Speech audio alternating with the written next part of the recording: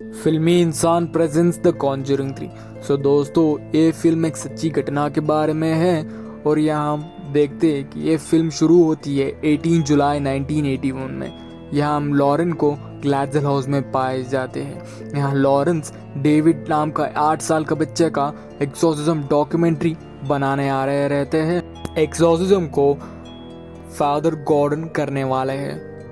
देखते हैं कि डेबी और डेबी का बॉयफ्रेंड जो आर्नी जोसन रहता है वो डेविड को बहुत पसंद करता है। खैर, डेविड अपने रूम पर रहता है और तभी उसको नॉक सुनाई देता है। वो डर के भागकर बाथरूम में छुप जाता है। तभी उसको भूतिया हाथ दिखने लगता है और शॉवर से खून आने लगता है। तो डेविड चिल्लाने लगता है। तो फैमिली वाले ऊपर आते हैं और तब तक डेविड पोसेस हो चुका रहता है। तो वो अपने पिता के पैर पर स्टैप कर देता है और बाद में डेविड को नीचे ले जाते हैं। वो स्क्रैच करने लगता है अपनी सुपर पावर से। और उसी दौरान फादर गॉर्डन वहां पर मौजूद रहते हैं और लॉरेंस एंड गॉर्डन एक्सोर्सिज्म की शुरू कर देती है।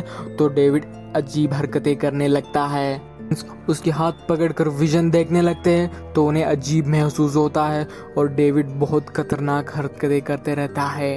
डेविड एडी को मार कर कहता है कि वो डेविड को मारने वाला है। तब आर्नी ने आकर उसको कहता है कि वो डेविड को छोड़कर मुझे पकड़ ले। डेविड शांत होने लगता है। तभी आर्नी को कुछ अजीब महसूस होने लगता है और डेविड अपने आप शांत हो जाता है। तब तक एड को हॉस्पिटलाइज किया जाता है और सभी खुश रहते हैं ये सोचकर कि डीमन अब चला गया है। यहाँ देखते हैं डेबी और आर्नी ब्रुकफील्ड स्ट्रीट में एक ब्रूनो नाम का बंदे के पास एक डॉग ग्रूमर की काम करने रहते हैं, जो वहाँ पर रेंट फ्री अपार्टमेंट रहते हैं। लेकिन आर्नी यहाँ से मूव करना चाहता है और आर्नी को अजीब हरकतें होने लगता है। वो कुछ डिमोनिक पावर फील करते रहता है। आर्नी चेनसॉ से पेट काटने रहता है। तभी वो वुमेन उसे दिखाई देती है और चेनसॉ नीचे गिर जाता है और खुद ब खुद चलने लगता है। आर्नी को ये चीजें अजीब लगती है और वो घर चला जाता है। वहाँ ब्रूनो मजे करते रहता है और कहता है कि आर्नी को ज्वाइन करे। और यहाँ डेबी और ब्रूनो साथ मिलकर डांस करते रहते हैं। तभी वो ब्रूनो को दिखता है। आर्नी को वो ब्रूनो डिमोन दिखता है और आर्नी डेबी को लेकर वहां से भाग जाता है और सोचने लगता है कि ब्रूनो डीमन है और उसको मारने के लिए आर्नी आता है और उसको मार देता है और ब्रूनो मर जाता है। और इसी दौरान एड को होश आ जाता है और एड बताते हैं कि अभी भी डीमन गया नहीं है, वो आर्नी के अंदर है। और लॉरेंस ब्रुकफील्ड शील्ड के थॉमस नाम का एक ऑफिसर को फोन लगाते हैं और बोलते हैं कि वहाँ कैनन में कुछ हादसा हो सकता है। और यहाँ आर्नी घूमने लगता है बाहर। तब तक अपने आप ऑफिसर आ जाता है वहाँ। वो देखता है कि आर्नी खून से भरा रहता है और आर्नी को पुलिस ऑफिसर गिरफ्तार कर देता है। आर्नी ने ब्रूनो को मल्टीपल टाइम स्टैप करके मार दिया रहता है और वो केस हो जाता है।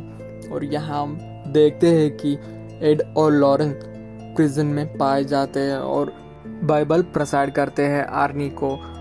एड पता लगाता है कि अभी डीमन उसके अंदर नहीं है और वो उनके लॉयर के पास जाते हैं और बोलते हैं ये सब डिमोनिक पोजीशन में आके वो सब किया था। लेकिन लॉयर ये सभी नहीं मानता, कह के मना कर देती है। लेकिन एड बोलता है कि अगर आप भगवान पे विश्वास करती है तो डीमन पे भी विश्वास करना चाहिए। ये बोलकर एड बुलाता है कि उसके घर पर एनाबेल है और वो उनको बताना चाहता है कि डीमन भी रहता है। और एड उनको घर के लेके जाता है। सुपीरियर कोर्ट में आर्नी की हायर होती है और यहाँ लॉयर बता रही है कि वो सभी डिमोनिक पावर पोजीशन में आके ये सब किया रहता है।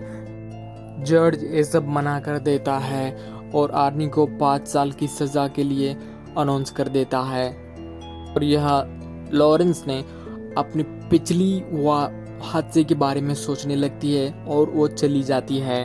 और लॉरेंस अपना पुराना डॉक्यूमेंट्री देखने लगती है कि कुछ उसे मिल जाए वहाँ पर। सीन बहुत पीछे चला जाता है तभी कि जब डेबी के घर शिफ्ट होने लगता है और यहाँ डेविड अपने कमरे में ऊपर जाते रहता है। तभी उसको एक बेड दिखता है जो कि पानी से भरा रहता है। तभी वो उस पर मजे करने लगता है लेकिन वो डिमोन पीछे से आकर उसको पकड़ने लगता है। तो डेविड उससे बचकर चला जाता है और पीछे आ जाता है। और यहाँ पर एड बताते हैं कि ये सब पानी से नहीं हुआ है। वो बोलते ये कुछ दूसरा हुआ है हादसा। और यहाँ लॉरेंस घर के बेसमेंट के नीचे आ जाती है और वो देखती है कि यहाँ पर चूहे एक बोरी को मंडरा रहे थे। वो बोरी को निकालती है और देखती है कि वहाँ एक विच टोटम रहता है और वो उसका एक स्नैप ले लेती है। उसको पता चलने लगता है कि ये विच टोटम ही डेविड और आर्नी को ये सब करा रहा था। तभी वो डीमन डेविड को आके फिर आर्नी को फिर बाद में एक मर्डर करके चला जाता है। तब कि वो आर्नी जो मर्डर करके फिर बाद में वो प्रिजन में बाइबल प्रोसीड कर पाता है। और फादर गार्डनर बताते हैं कि उन्हें जाकर फादर कैस्नर को मिलना चाहिए क्योंकि वो उस फील्ड में माहिर है। और तभी एडी और लॉरेंस जाके फादर कैस्नर के घर मिलते हैं। एड और लॉरेंस बताने लगते हैं कि कुछ विच टोटम मिला है उन्हें। फादर कैस्नर भी 8 साल से इसके ऊपर अध्ययन करते रहते हैं और वो अपनी घर के बेसमेंट में आके दिखाते हैं कि बहुत सारा विच टोटम वहाँ पर मिलता है और ये बताते हैं कि ये सभी बहुत ही पावरफुल सैटेनिस्ट के काम रहता है। और फादर कैस्नर उनके पिछले एक्सपीरियंस बताते हैं रैमक्लिफ के बारे में और ये बोलते हैं कि एक जज था, उसकी बीवी का बच्चा को 6 वीक पहले एक बेबी बॉर्न हुई थी लेकिन उसका बॉडी के बाहर हार्ट था। जो बोलते हैं कि फादर कैस्नर कोई भी सैटनिस्ट और ऑकलिस्ट को हल्के में नहीं लेना चाहिए और ये बोलते हैं कि उसके ऊपर बहुत ही खतरनाक असर पड़ता है जो उस केस को सॉल्व करने लगता है। यहाँ स्क्रीन के सामने आपको दिखाने लगते हैं कि एक ऑकलिस्ट यानी सैटनिस्ट जो आर्नी के फोटो को लेकर ब्लैक मैजिक करने लगती है और वहाँ प्रिजन में आर्नी को डीमंस नजर आने लगती है। और यहाँ पर एड को डिटेक्टिव के बारे में पता चलता है जो कि विच टोटम उनके पास भी मौजूद रहता है। तो एड और लॉरेंस उसके पास जाते हैं और डिटेक्टिव बताता है कि एटिकन और जेसिका के बारे में और ये बोलता है कि ये पिछले हादसा के बारे में। और तभी एड और लॉरेंस पूछने लगते हैं कि विच टोटम आपको कहाँ से मिला, जो कि विच टोटम एड और लॉरेंस के पास भी मौजूद रहता है, वो मिलता जुलता रहता है। डिटेक्टिव इन सब बातों को ध्यान में नहीं रखता है और वो सब नकार कर देता है और डिटेक्टिव 3 वेपन्स ला के देता है और बोलता है कि कौन सा ओरिजिनल है, लेकिन लॉरेंस अपनी सुपर पावर से ये मौजूद कर देती है कि यही है और लॉरेंस उनको लेके जाता है कि वो हाथ से कहाँ हुआ था। और वहाँ जाते ही लॉरेंस अपने सुपर पावर से ये सब महसूस करने लगती है। जहाँ 2 लड़कियाँ रहती है वो मेड ऑन करने लगती है, किसी का पोजेस होकर लैटिकन को स्टैब कर देती है। और उसके बाद यहाँ पर हम देखते हैं कि लॉरेंस उन सभी एक्शंस को मिमिक करने लगती है और जेसिका भागती है, लॉरेंस भी भागने लगती है और वो भाग के चट्टान के पास आ जाती है और खड़ा कर देती है और वहाँ से लॉरेंस को कोई खींचने लगता है हाथ से, जो कि एड रहता है और उसे बचा लेता है। लेकिन इस घटना से पता चल जाता है कि लॉरेंस को ये डेड बॉडी कहीं नीचे रह गया है। तो वो लॉरेंस बताता है कि यहाँ पर डेड बॉडी गिरा रहेगा, तो डिटेक्टिव ने आकर उनकी मदद कर देता है और वहाँ पर खोजने के बाद एक डेड बॉडी मिलती है जो कि कौन सा है पता नहीं कर सकते हैं, लेकिन डिटेक्टिव ने उनकी बात मानकर एक केस उन्हें थमा देता है। और फिर बाद में डेवी का कॉल आता है कि वो डीमन आर्नी को खुद को मारने के लिए कह रहा है। तभी वो एडी बताता है प्रिजन में एक कैस्नर है जो कि उनकी मदद कर देती है थोड़ी। बीच में ही कॉल अप्रोप्रिएटली इंटरप्ट हो जाता है और यहाँ पर प्रिजन में फादर प्रिजन में एक होली वाटर को आर्नी के हाथ में थमा देता है और आर्नी जो डरा रहता है वो एक सर्कल बना के उसके अंदर बैठ जाता है। और यहाँ पर लॉरेंस अपने डॉक्यूमेंट के बारे में एड से बातचीत करते रहता है और तभी वो दोनों अंदाज़ा लगा रहते हैं कि ये सब कैसे रहता है। तभी एड बताते हैं कि एक डेड बॉडी के मुकांतर हम ये सब कर सकते हैं। तभी एक पुराना डेड बॉडी को लॉरेंस विजुलाइज करने लगती है, लेकिन वो पहले विजुलाइज नहीं होता है, फिर बाद में विजुलाइज करने लगती है कि तभी लॉरेंस एक खुफिया टनल में अंदर विजन आने लगता है। तो लॉरेंस वो अंदर महसूस करने लगती है। तभी वो देखती है कि ऑकलिश होता रहता है और विच टोटम जो कि वो टेबल रहता है वो सभी एक ब्लैक मैजिक करने लगता है और वहाँ पर आर्नी की फ़ोटो भी रहती है। तो ये सभी लॉरेंस देखने लगती है, जैसे कि वहाँ पर प्रिजन में आर्मी खुद को आपको मारने के लिए ग्लासेस के टुकड़े कर कर वो खुद को खुद काटने लगता है, जिसकी वही विजन यहाँ पर वो सैटनिश बना रहती है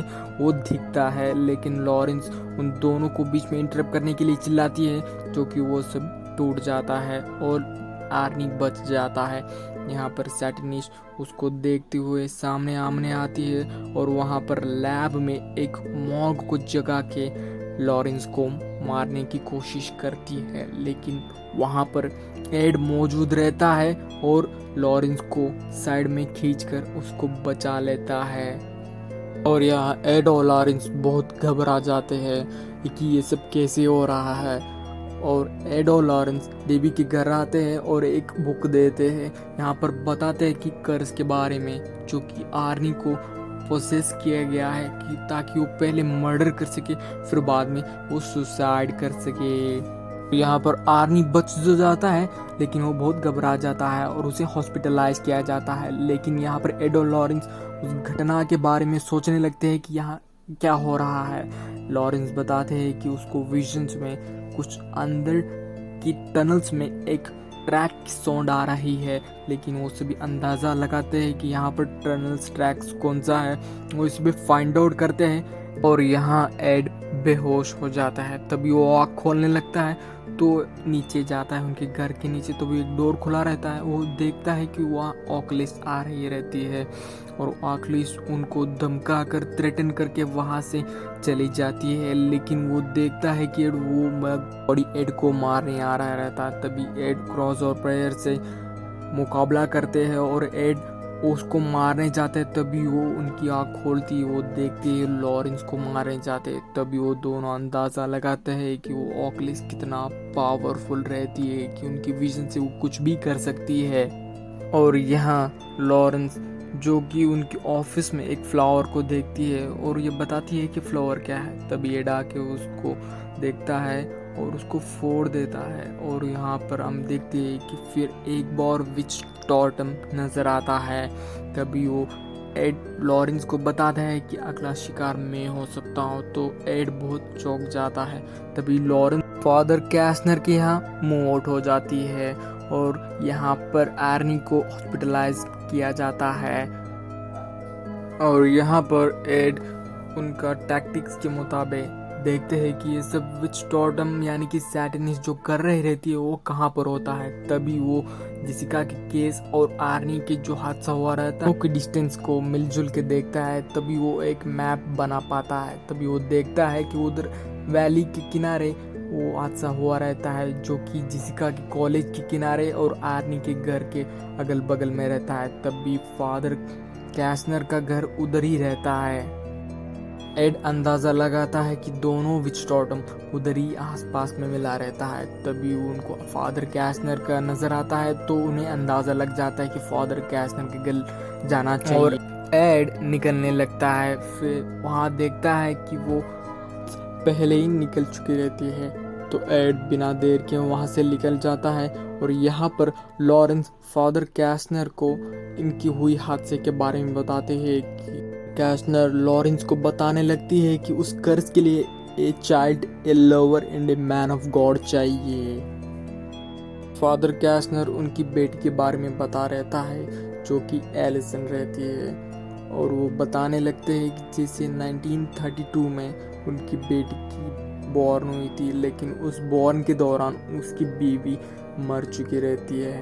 तभी फादर जो अपनी बेटी को ऑकलिस के प्रैक्टिशंस करने लगती है, जो कि उसको अच्छा लगता है। और इसी दौरान वो खेलने कूद कर बढ़ने लगती है और वो तो उस ऑकलिस में माहिर हो जाती है। वो सैटनिस्ट और कोई नहीं थी, वो सैटनिस्ट थी फादर कैसनर की बेटी है एलिसन। और तब तक वो बात कर चुके रहते हैं। तब तक एलिसन ऊपर आने लगती है, तो लॉरेंस उधर से निकल जाती है। और यहाँ हम देखते हैं कि फादर कैसनर को एलिसन यानी कि सैटनिस और फादर कैसनर के पास आती है और बिना सोचे अपनी फादर कैसनर की कत्ल कर देती है। और यहाँ पर लॉरेंस नीचे जगह रहती है और वहाँ पे वो देखती है कि विच टोटम यानी कि वो ब्लैक मैजिक करने वाली ब्लैक टेबल मिलती है उसको। लॉरेंस उसको गिराने लगती है लेकिन वो बहुत भारी रहते हैं। तभी उसके पीटिनिस्ट आ चुकी रहती है और तभी एड भी वहाँ पर मौजूद रहता है और लॉरेंस की आवाज़ सुनकर वो एक मैन टनल को तोड़कर टनल के अंदर आता है। और यहाँ पर सैटिनिस एड को पोजेस कर चुकी रहती है और एड को धमकाती है कि वो लॉरेंस के खिलाफ पड़े और लॉरेंस को ख़त्म कर दे। और यहाँ पर सैटिनिस अपने काम शुरू कर देती है और यहाँ पर हॉस्पिटल में एर्नी पोजेस हो चुका रहता है और वो खुद को मारने की कोशिश करते रहता है और डेबी उसको बचाने की कोशिश करती रहती है। यहाँ पर एड को लॉरेन अपनी पिछला प्रेम यानी कि लव स्टोरी याद दिलाते रहती है जिसकी कि वो थिएटर में मिले थे और वो वहाँ पर काम कर रहा था। और यहाँ पर एड नॉर्मल हो जाता है और जाके उस टेबल यानी ऑकलिस के टेबल को तोड़ देता है और वहाँ हॉस्पिटल में आर्नी भी सेव हो जाता है और वो भी बिल्कुल नॉर्मल हो जाता है।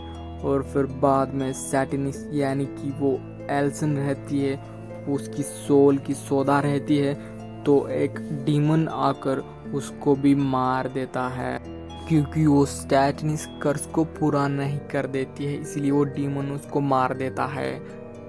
और यहाँ दिल में दर्द रहता है एड की, जो टैबलेट देती है लॉरेंस वो ठीक हो जाता है तब। फिर उसके बाद में वहाँ पुलिस आती है और सभी नॉर्मल हो जाता है।